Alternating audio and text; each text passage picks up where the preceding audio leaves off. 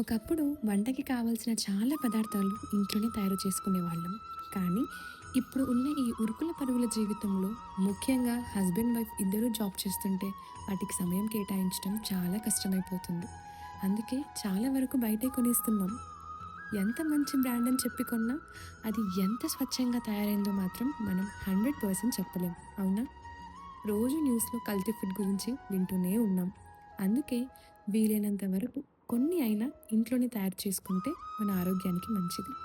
Daily ఒక 1 to 2 minutes spend చేసి మీగడ దాచుకుంటే 10 to 15 డేస్కి ఒకసారి ఇంట్లోనే స్వచ్ఛమైన నెయ్యి తయారు చేసుకోవచ్చు.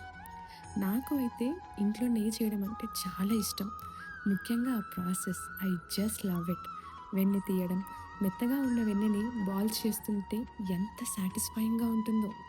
నెమ్మదిగా అది గోల్డెన్ కలర్ మారి ఆ స్మెల్ ఇంటి నిండా వ్యాపిస్తుంటే అబ్బా! ఆ ఫీల్, ఆ స్మెల్ ఎంత బావుంటాయో. నాకు నెయ్యిలో వేసిన తమలపాకు తినడం అంటే ఎంత ఇష్టమో. కొందరు ఇందులో మెంతులు కూడా వేస్తారు. రెండిట్లో యాంటీ ఆక్సిడెంట్స్ ఉంటాయి. నెయ్యికి మంచి ఫ్లేవర్ ఇవ్వడమే కాదు, నెయ్యిని ఎక్కువ డేస్ ఫ్రెష్‌గా ఉండడానికి రెండూ హెల్ప్ చేస్తాయి. ఒక టిప్ ఏంటంటే నెయ్యి ప్రిపేర్ చేసిన గిన్నెలో కొన్ని వాటర్ పోసి మరిగిస్తే అడుగంటుకున్నదంతా పోయి క్లీనింగ్‌కి ఈజీ అవుతుంది. పూస పూసగా ఎంత బాగొచ్చిందో నెయ్యి. నచ్చిందా?